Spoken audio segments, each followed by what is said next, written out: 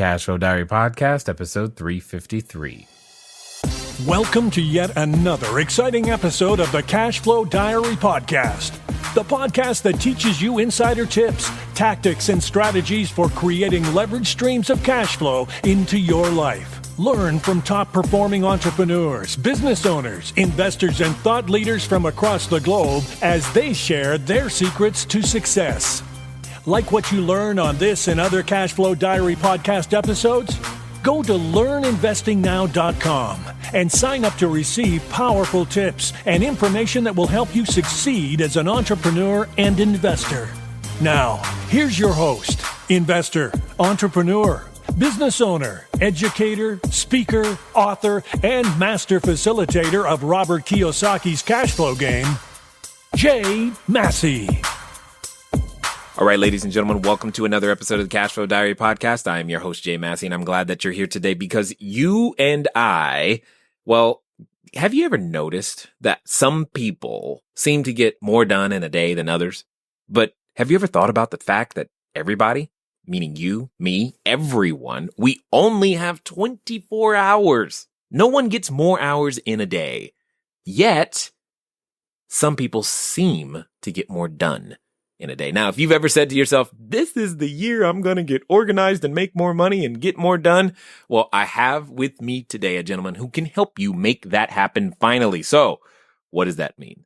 That means I think this is going to be one of those episodes where you're going to not only replay it, but you're going to want to take notes and you're going to want to underline and highlight and definitely be ready to move at the speed of instruction because we are going to make sure together that you get more accomplished this year than you ever have before. I have with me none other than Bob Pozen. He's been a president of Fidelity. Fidelity, yes, that company. I know you've heard of them, okay? So, but let me also underscore a couple of other things. Senior official at both state and federal government levels. He is been a lecturer at MIT Sloan School of Management. Here's my point. You don't get to the top of those organizations. You don't manage anything for long without learning how to be productive. And what's really cool for you and I is that he's written the book about it. What does that mean? Extreme productivity, boost your results, reduce your hours. He says it's only a 2 to 3 hour read, but here's the cool thing. It's been translated into 10 different languages. So if you think you're the only one who needs this help, you're wrong because 10 different languages means a lot of people need the information that's coming to you today just for listening to the podcast. So help me welcome none other than Bob Pozen. Bob, you there? I am there. I'm here. I'm everywhere. I like it. I like it. I like it a lot. Thank you for taking the time to be here. So now, this being your first time here, I have to ask you the same question I ask everybody the first time that they're here. Are you ready? I am ready. All right. So I tend to look at today's entrepreneurs a lot like yesterday's superheroes. You know, Batman, Robin, Wonder Woman, Hulk, etc. And I think entrepreneurs and superheroes have a ton of things in common. Chief among them, we use our special skills and abilities to go out there and hopefully make other people's lives easier with our products and services. Now, occasionally, yes, we get dressed up in tights and masks and whatnot, but you get the idea. I also believe, just like superheroes, entrepreneurs, well, we have an origin story. We have a beginning. I mean, if you think about Spider-Man, for example, before he was Spider-Man, he was out there just a kid going to school, maybe taking some photos for the newspaper, trying to make ends meet. Then something happens to him. He has to make a choice and then choose to use his unique ability for good or evil. So my question to you, sir, is before being a senior official at the state and federal government levels, before being the president of Fidelity Investments, before being, lecturing in the books and all the things that you are currently known for, my question to you is, who is Bob Pozen? Well, Bob Pozen's a guy who grew up in Bridgeport, Connecticut, in a family that didn't have a lot of money. So I started working 2 jobs when I was in high school, and I worked my way through college and through graduate school. So I never really thought a lot about being productive until later when I wrote this book. But in effect, I was forced to be productive because I had to get through school, earn some money, do all these other things. And, that's who I am. And in the process I tried to have high ideals, high goals, be able to motivate people to really accomplish something that they would feel good about, and at the same time, be able to get some progress on public policy issues, not just on business. And I think business people can feel very good if they're successful at business, but I want them also to feel that the government is doing the right stuff in dealing with the most important public policies like Social Security or retirement and these sorts of things. Well, it's interesting that you work in the area of productivity, and then you mention government, because for some, those two words don't seem to go together. Well, I think it's definitely a challenge in certain governments and in certain bureaucracies, government bureaucracies that are very large and where people have a sort of very robotic view. But I was lucky enough to be an official of the SEC, which is a pretty small agency, very focused on its mission of enforcing the securities laws. And a lot of people go to the SEC, they stay there for 4 or 5 years, and then they go to the private sector. So it's not one of these places where people have been in the government for 30 or 40 years. So there are parts of the government that are very productive, and the SEC is one of them.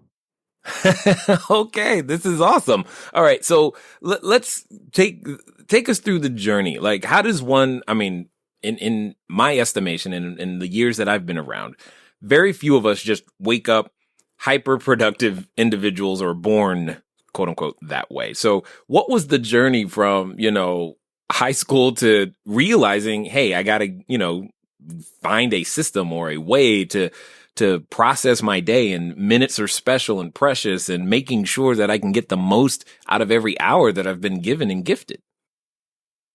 Well, as I said, if you're working a few jobs, and, I was on scholarship at Harvard, so, there's some pretty smart people there, so you got to be on your toes. So it takes a lot to do all those things. So you get used to that. And then when you get into business and you get promoted and you're running a large business, you then realize that you've got to be able to pick the right people, to delegate, have a much different concept of productivity. And in the end, I wrote a piece for the Harvard Business Review, and I handed it in to the editor, and the editor said to me, "You're the only person who hands in their articles on time and within the word limit.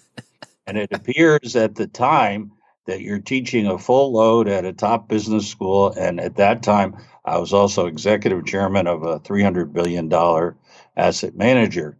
And he says, "We want to know what your secret juice is." Right. Gave this interview and it went viral. And that's how I came to write the book.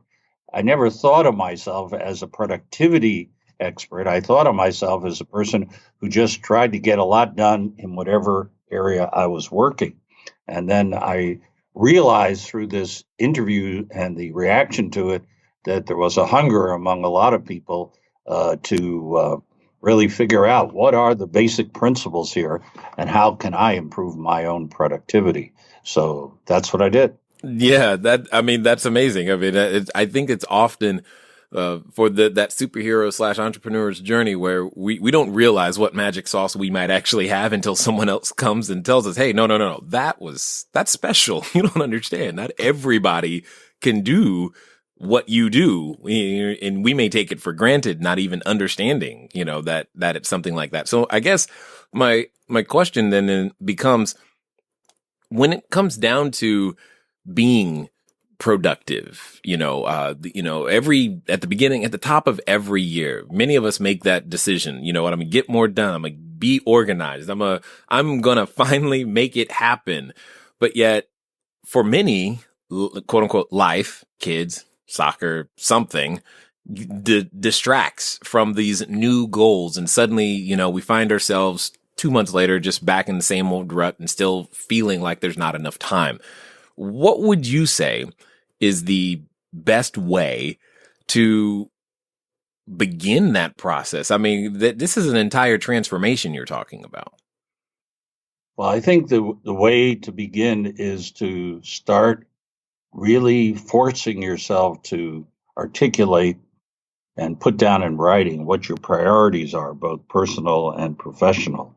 Mm. And that gives you a chance to focus. But the problem is that when most people do that, it's very abstract and it's sort of like, well, next year I'm going to do this. So, what I've proposed, and I actually have a notebook that I've put out that's put out by the Wall Street Journal now, that sort of says, let's take your diary, your sort of daily schedule, and let's reformulate it. Let's not just put down, all your appointments, all your meetings, etc. Let's have the page divided in two. On the left side, let's put down your appointments, your meetings, all this stuff. But on the right side, I want you to put down what you want to get out of this. Most people go through the day Mm-hmm. essentially responding to other people's requests, to other people's demands. At the end of the day, they come home and they say to their spouse, I've worked really hard. But I don't know exactly what I've accomplished. And the reason is because they're not accomplishing what they're trying to do. They're basically following directions from others.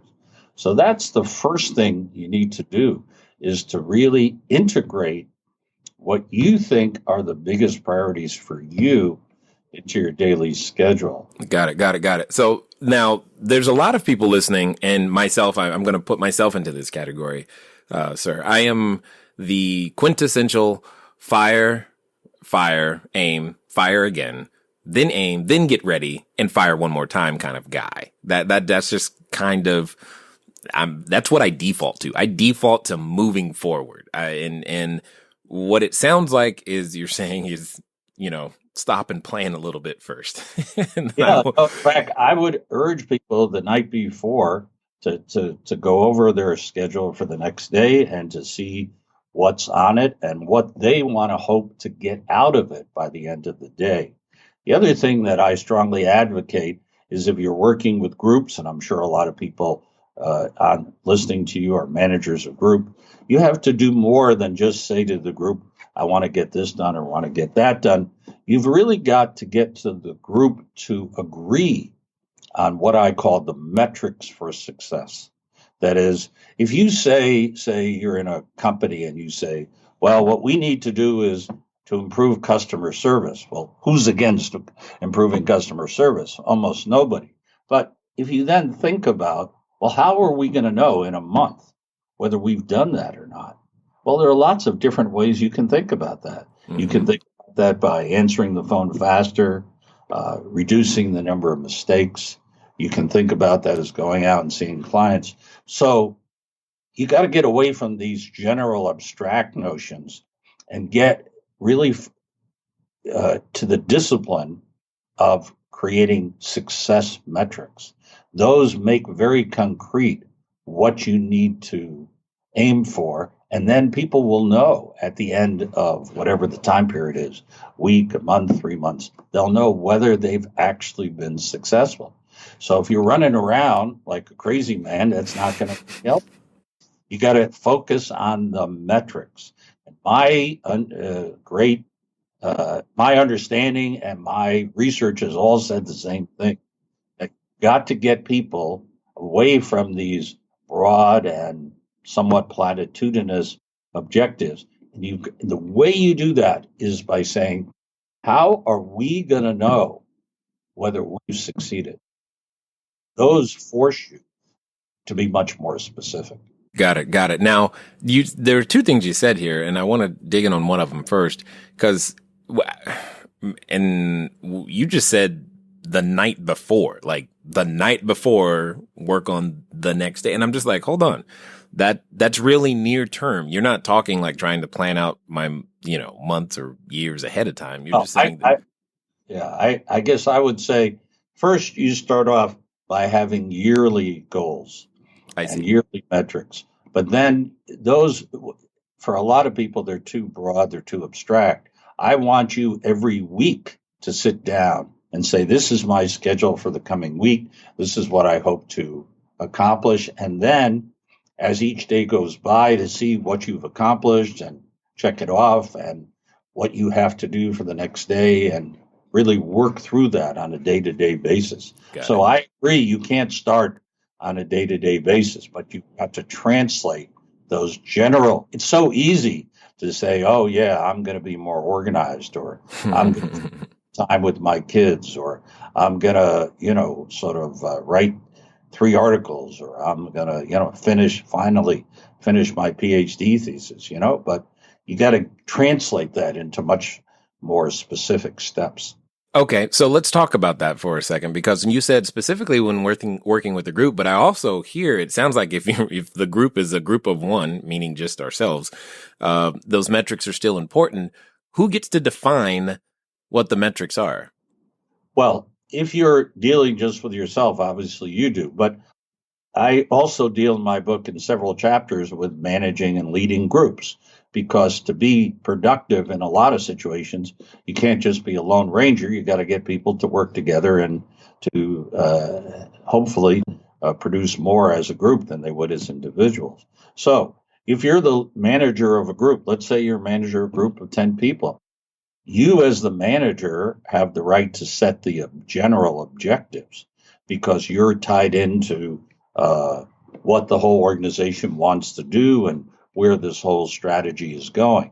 But you can't set the metrics yourself, because if you do, first of all, the group won't really accept them. And second of all, they may have very different ideas. So that's why I like to say, if you're a manager of a group, after you set these broad objectives and say, we need to improve customer service over the next month, then you say to the group, how are we going to know whether we as a group have achieved this general goal? And let's together agree on metrics. So that does several things. One is it brings the group together. So there's now a consensus as to what we mean by these big terms. And second of all, these people feel they're not being ordered around. They feel like I call it, own their own space. They are motivated because they've picked what they think are the right metrics. And third of all, it moves you away from just counting the number of hours you put in and see whether you're actually achieving those metrics. And that's what we want people to do.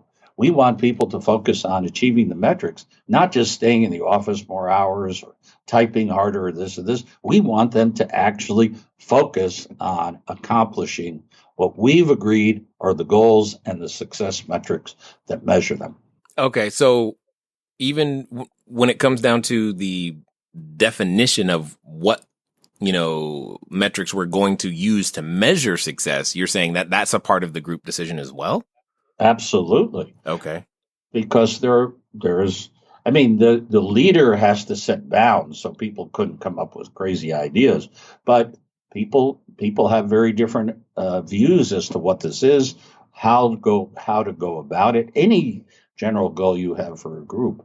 And if you're a manager, the key is delegation. If you want to be a productive person, you can't do everything yourself. And probably the thing that I see as the biggest deficiency in new managers, new CEOs, new leaders, they try to keep doing everything themselves. And they wind up doing 10 things, 20 things, as opposed to delegating to them to groups. And if you're going to delegate, then you've got to get into this process of setting objectives and agreeing on metrics. And if you want the group to carry out your objectives, you can't just say, do this, do that. In today's workforce, people won't buy that. Well, okay, you're bringing up something that's kind of sensitive for nearly every entrepreneur listening or would-be entrepreneur, because when confronted with this, there's often but I can do it cheaper. I can do it myself. Why do I need to delegate it? Well, it all depends on how much you want to do. Like what usually happens is the entrepreneur starts off with a fairly small company and a volume and everything. But then as it grows, many of these people try to say, okay, I'll just do more and more and more. And then they wind up staying up all night and doing all this stuff, and the quality goes down. And at some point they crash. And everyone knows that there's a big difference between a successful entrepreneur and somebody who's successful at building a large organization. And that's the transition that I'm talking about. And, if I've seen new CEOs say, okay, here are the three most important goals that we have for this organization. Let's see who should do it. Well, here's goal number one. I'm the best at doing that, so I ought to do that. Goal number two, I'm the best at doing that. I ought to do that. And goal number three, I ought to do that. So, but then they've set a real limit on how big that organization is going to be. Well, and that's exactly what I was getting to say when you were talking about, a large organization. I don't think it has to be that large. I mean, even if the organization is just 3 people. No, I agree. If you have an organization that has 3 people and you want to expand it to 6 or 7, then you've got to figure out how to manage and how to set objectives and how to get metrics. Otherwise, you're not going to be able to go from 3 to 7. You're just going to try to have those 3 people do more and more until they break down. Yeah, I can relate to that one. So let me ask this, because this is also something that I've done myself and I've seen happen where, I can go through all this planning, right? And when someone actually convinces me to stop long enough to try to put together a strategy, here's what I've always seen. No matter how long I plan, how well I plan, no matter how much thought I feel like we've put into it, no matter what happens, the moment we begin execution, it feels like everything changes. So at the same time, it's like, why bother planning? It's all going to change anyway. What would you say to those of us who feel that way? Well, I think you're perhaps planning in the wrong way. So I talk this is good. Keep going. I want to plan the right way. I mean, help me, please. How do you do relatively large projects? So a lot of people do what you do. They sit down, they try to think about it, they come up with a strategy, they go and do all this research, they gather this data, everything, it all gets mushed together, and then they hopefully try to synthesize it, a month later or 2 months later. So my idea of doing big projects is just the opposite. I think, like, when I have people who are working with me do large projects, and by a large project, I mean, like, let's decide on having where we're going to place a new factory, or let's decide which new product we're going to launch or something like that. I want them to spend 2 days really researching that and really thinking about that, and then to come up with, from a bottoms-up point of view, to come up with critical factors or preliminary conclusions, these sorts of things that will say, well, on the basis of these 2 days, I now think we ought to go in this direction, but there's that alternative, etc. And the idea is not to reach a final conclusion and not to think you're going to do that, but to have a process. And so you start with that, and then let's assume it's a 4-week project. At the end of every week, you sit down and say, well, let's see how much more I've learned, and let's see if we can't change these things and conclusions and really force ourselves to bring it forward. So by the time you get to the end of the month, you've really gone through this process several times, and it's just much, much more effective. Why? Well, first of all, it's a bottoms-up process. You're not trying to just sit there and philosophize and think in your mind. It's an empirical process by which you're trying various things out and seeing whether they work or not. Second of all, it's an iterative process, meaning that you're trying things out, and you know from the very beginning that you're going to change them. You're going to change these things. And third of all, this process forces you to focus on what are the critical variables and what are the critical facts. Otherwise, a lot of people, they start off, they think about stuff, they get 3 weeks down, and they realize that they haven't really focused on the critical facts or the critical variables because they've been running so hard. And so this is a very different way to go about a process, and a much more successful way. What I'm hearing is that fundamentally, while it feels, at least to me, I'm someone who scores high in on the Colby with quick start and in any sort of moving thing. That's just clearly where I come from. But it just sounds like you're just trying to be more purposeful with the direction of the energy or limited resources that may be present. So instead of having to do it over start, you're just trying to catch things before they happen, or you're just trying to move so that it's successful the first time. Is that close to the idea? Or, I mean, I don't understand. I think that's partly right, but I'm also trying to say that you shouldn't expect this process to be successful in the first iteration. What you need to do is realize in any project that's fairly big, it's going to take a number of different steps to get there. So what you want to do is, let's get the quick start and try to learn as much as we can, but let's set things up so that we systematically revise what we're doing every week. We systematically learn from these things. Mm-hmm. And so we don't expect to get the answer in the first step. We expect to set up a process by which we gradually move towards synthesis, but we don't get there right away, and we never expect to get there. See, a lot of people who are the quick starts figure, well, here, I got the answer. We're going to run with it. I'm just the opposite.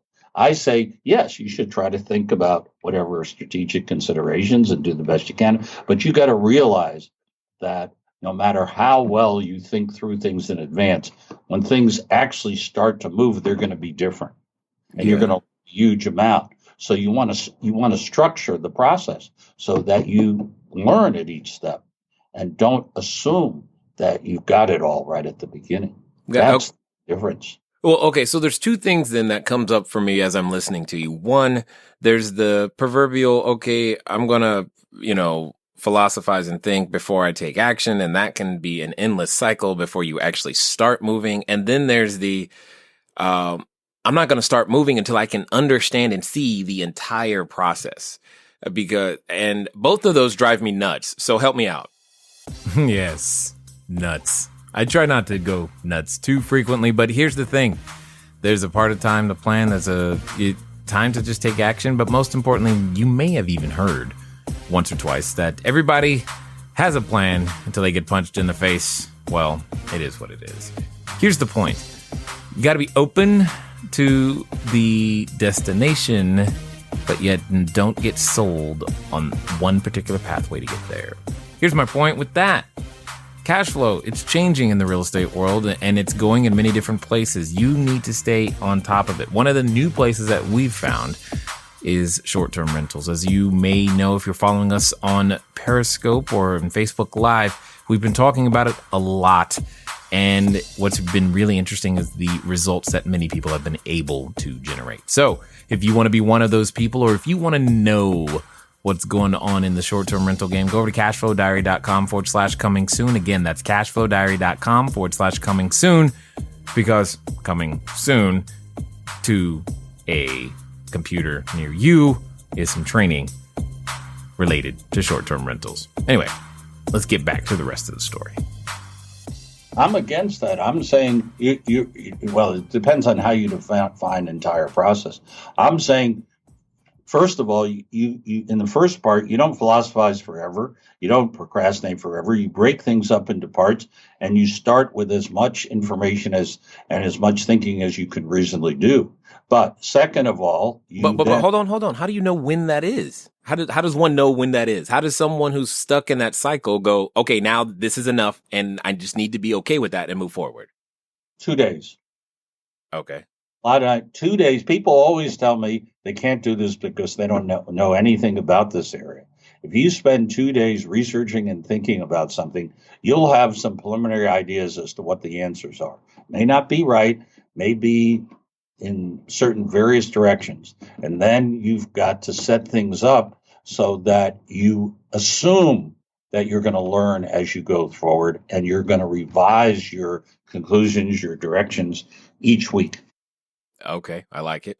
And then what about the person who doesn't want to move until they can see the entire process? And by that, I mean, there's a number of people that I work with who they won't even write the offer for, say, their first property or begin their ideas for their business until they can see completely and how they're going to get to, and I'm just going to be ridiculous for a moment and say their first 6 figures or 7 figures, they won't even get started so that they can begin that refining process. They're being very naive and very unrealistic.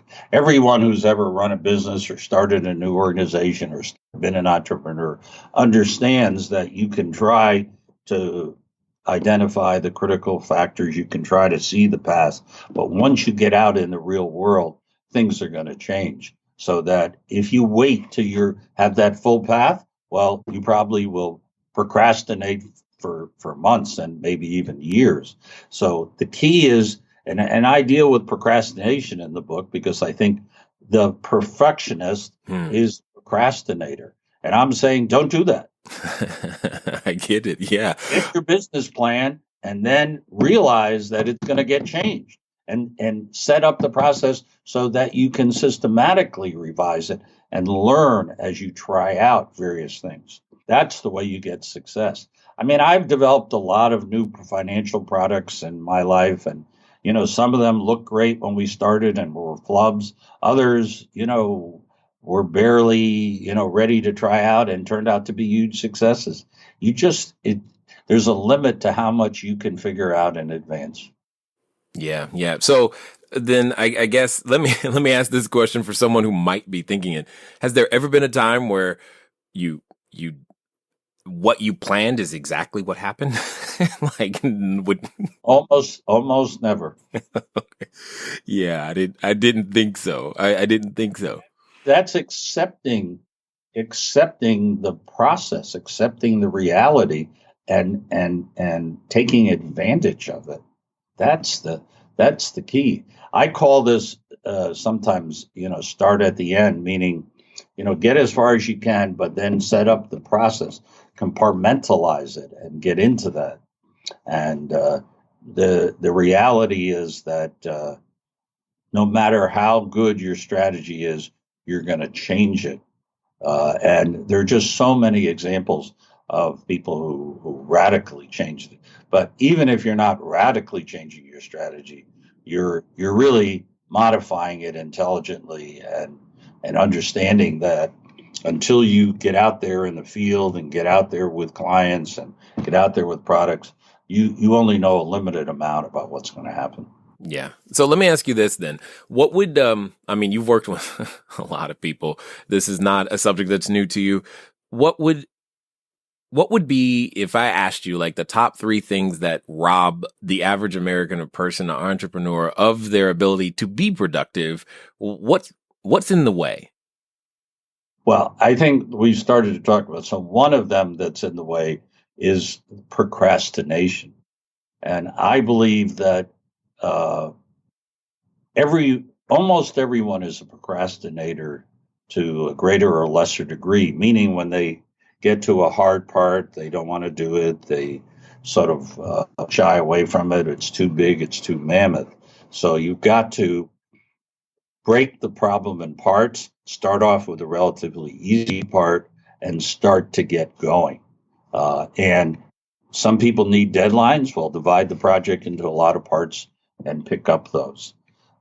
I'd say a second problem that I see characteristically is that people get overwhelmed with their own email, overwhelmed with the amount of information. Oh, man. Yes. Because, email is a great tool for productivity, but it's also like you see people who are like looking at their email every 2 minutes. Like, basically, that's what they do in life, is look at their email. And what do? They try to look at everything. And so I have a several-step approach to email. First is try not to look at it all the time. Try to look at it every hour or 2 and try to keep yourself from doing that because it's addictive. We all know it's addictive. Second of all, when you look at your email, you should try to skip over 60 to 80% just by looking at the subject matter or the sender, because most of what you get is trash or should be trash. It's not worth reading. And then the third point I have is when you get some email that's important, don't put it in some holding pattern. Don't say, oh, I'll get to this in a few days, because before you know it, you'll have 200 important emails that are tucked away in some hibernating facility. You know, there are only two things can happen. One is you'll forget about it entirely, and then, the email from the IRS, they'll come and possess your car. So that's not very good. The other thing is, in a week, you'll remember, hey, I had this email that I was supposed to send back this information to an important client or my boss or something. And then when you do it, you'll spend another half an hour trying to find it. And then when you send it to that person, they'll be ticked off that you took a week to do it. So I have this principle, I call it Ohio, only handle it once. I see. That's when you have an important email, only handle it once, right then and there. Answer it, and you won't worry. You won't spend any energy about whether you've answered all this stuff. And the person on the other side, who's an important person to you, will feel good about it. Yeah, so, I wish my inbox only had 200 important emails in it. That would be progress. Oh, I bet your email doesn't have 200 important emails in it. I'll bet you just haven't been tough enough with what's an important email. I like that. Well, email is by far the worst way to communicate with me. I have been known to go 2 or 3 days without looking at it, because I just don't want to look at it. That's for sure. So let me ask for those that are like me. But you could. What you need to do is set up a filtration system. So there are certain people, like your spouse or your boss or the IRS, that you really should answer if you get emails. So you gotta be able to highlight those and certain subjects in this. So you got to filtrate them so that more than half of your email never gets to you. It just gets into the spam box, and that's where it should be. One way to do it is think about all the emails that come to you automatically. From some politician who wants to raise money or some charity that you never heard of. Right. Welcoming you to their 9th gala that you don't even know what they're talking about. So, or some commercial thing that's trying to sell you, a super bunny or, some new type of lubricant oil for your car, and you don't even know what the hell it's about. Yeah. So I view as anybody who sends me an email by automation, I don't want to see it. It's out. So you can set up filtration systems so that you don't even get, you get less than half your emails, and then you got to get tough with yourself as to, who's it from and what's the subject matter. And I'd say I basically answer about a third of my emails, something like that. Yeah, they get answered. They just get answered by other people because it's too much time. So, which gets me to my point, or the question I was going to ask is, when it comes down to what you're talking about, a lot of what you're talking about, it actually, to me, when I hear it, it just sounds like more work to do. That's really what it sounds like. No, because the reason, look, when you look at your emails, for somebody like you would say, well, here's a whole set of emails that come from people who are, I don't know, maybe part of a fan club or this or that. And it's really not necessary for me to answer them. So that's a delegation issue. So you ought to be able to say, you ought to have someone go through your email and be able to sort out every day, take out saying, here are all these things that Jay doesn't need to touch. And here are a few things that he does need to do. So, and that's a really good role for an administrative assistant. Full-time job right there, managing my email, I promise. But that's worth it, because if you're not answering your email for several days, yeah, I get you. You're ticking off a lot of people who might actually, there are a lot of people who you don't care about because you don't even know them or this, but there are 25 or 30% of those people who you really would choose, if you chose, not to tick them off. Yeah, and I get that, and that was my thought process behind setting up the emails, because the ones that are public, the email addresses that are public, they're going to somebody. They're just not coming directly to me all the time, because I can't handle those, right. Which is great, so that those people do feel taken care of. what you're talking about just feels, and all of this when every time I hear this topic, I mean, I like the idea of it. It's just like, man, how does that happen? But on the other end, when it's not connected to like a dollar amount, like if I got my email under control, I could make an extra 200 grand this year. If someone said that, I'd be like all over it. I'm like, okay, cool. That would be wonderful. But it's really hard for me to get excited about these things when I don't have, like you were talking about earlier, some sort of metric, some sort of KPI, some sort of ROI associated with it. So how would you measure that to go, yeah, it was worthwhile going to organize my email? Well, I think one of the things is, how many important opportunities did you miss because you didn't read it? All right, you win.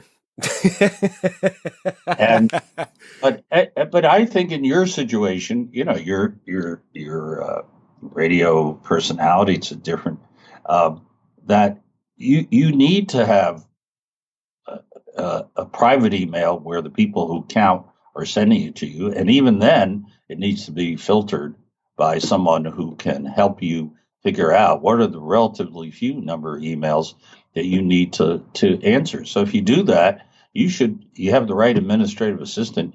You'd have a situation where you'd be doing email 1 hour a day, and you'd focus on the people who are really important. And those people, they're going to create opportunities for you, and they can also create problems for you.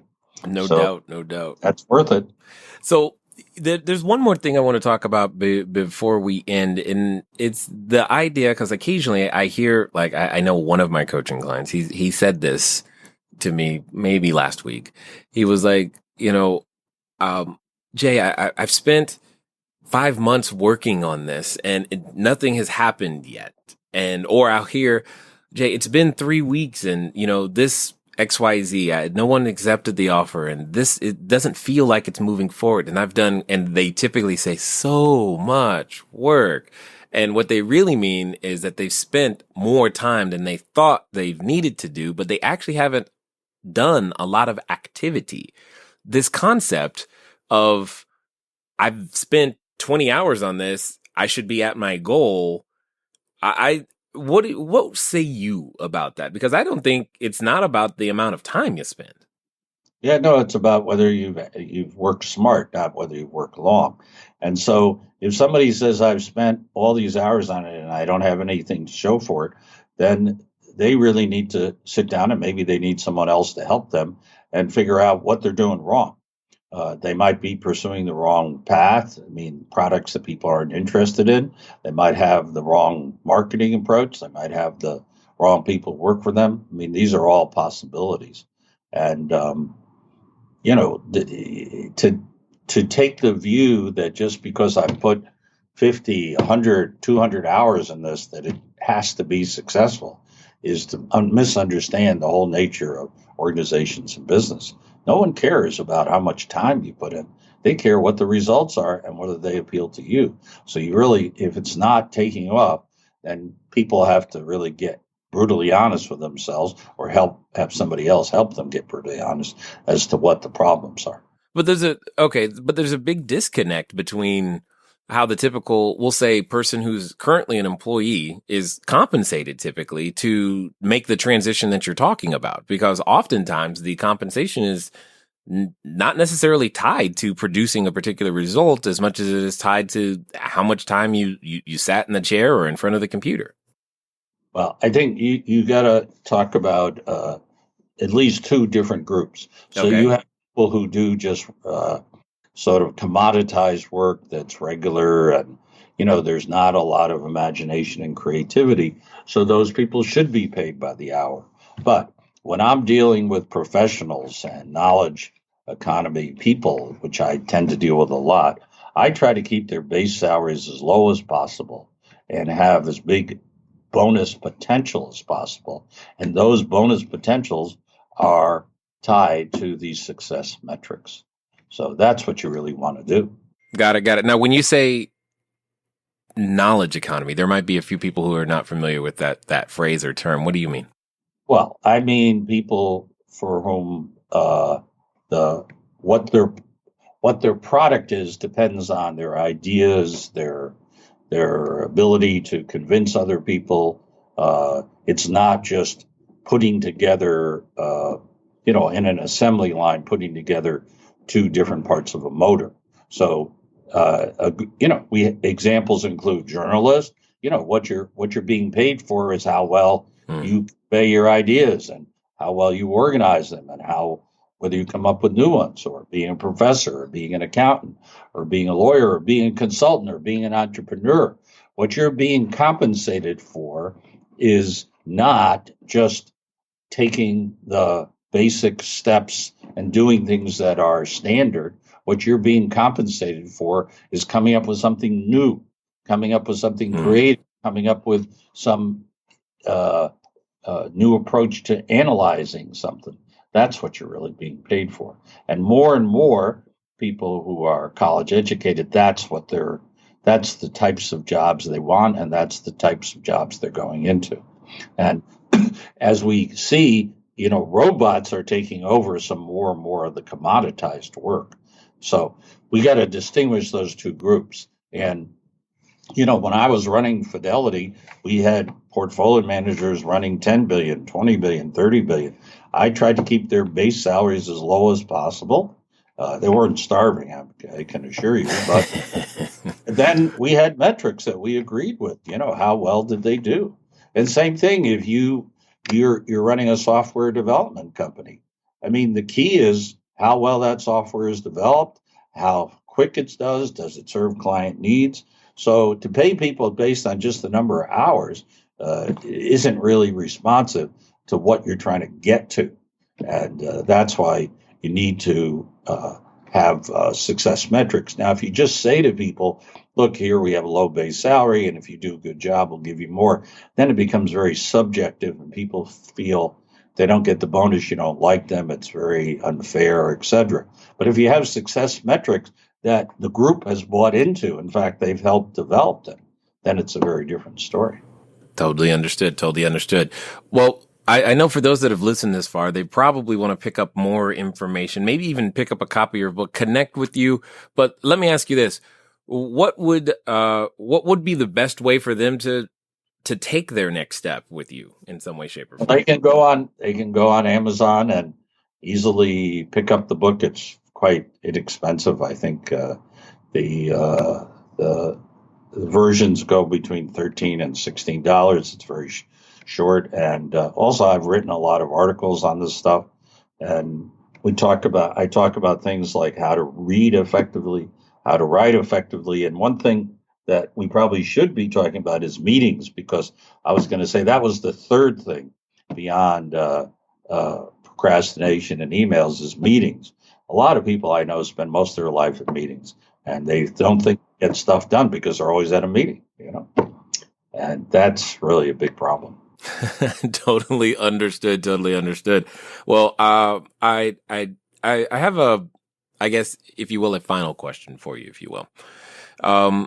Let's pretend for a moment that someone listening is standing in front of what I would call the superhero outfit store. They think they want to become this entrepreneur. They're ready to make this change, get their business started, grow their business from 7 to 8 figures, 6 to 7 figures, whatever it is. They think they're ready for it, and they're standing in front of the store trying to get prepared to make this leap.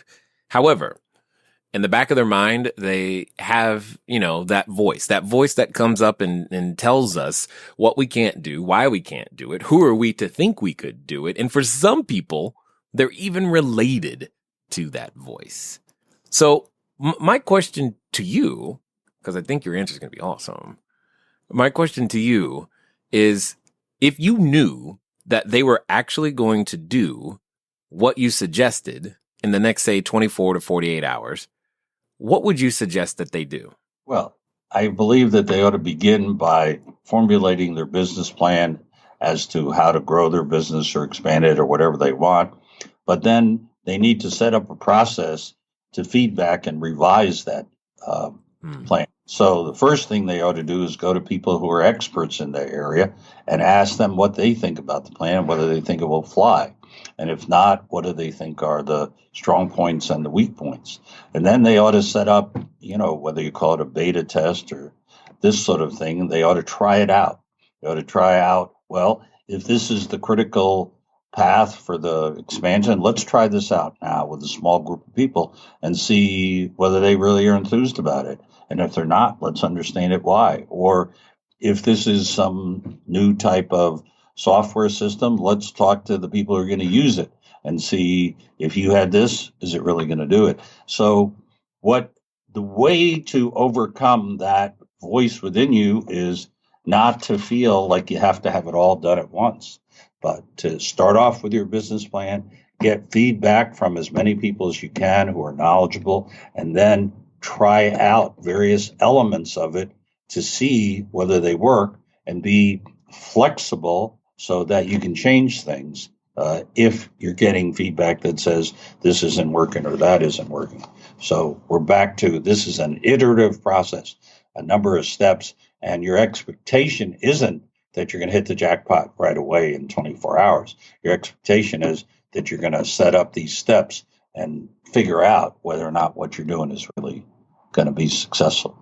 Absolutely appreciate that. I just want to be one of the first to say thank you for doing what it is that you're doing and helping all of us entrepreneurs, etc., get more out of our days, because again, time is one of our most precious assets, and you're helping us utilize it in a more efficient and productive manner. And I thank you for your knowledge, insight, and wisdom here and sharing it here with us today at the Cashflow Diary, sir. Well, it's great being with you, Jay. I appreciate your attitude, and it's a lot of fun. You have good questions, and it's been fun for me, and I'm sure it's fun for your audience. All right, ladies and gentlemen, you know what time it is. It's time for you to move at the speed of instruction. Well, what does that mean right now? Well, it probably means there's a book you need to go pick up, because you know, like I know, you've said some of the things you heard me say, right? You've said that this is finally going to happen for me. You know that the days have gotten away from you. You know you spend way too much time in meetings or your email. So go pick it up. Extreme Productivity, boost your results, reduce your hours, because if nothing else, you'll get more done and likely, finally, invest more time with your family where it really counts. It's been fun talking to you guys today. I look forward to talking to you soon. Until next time.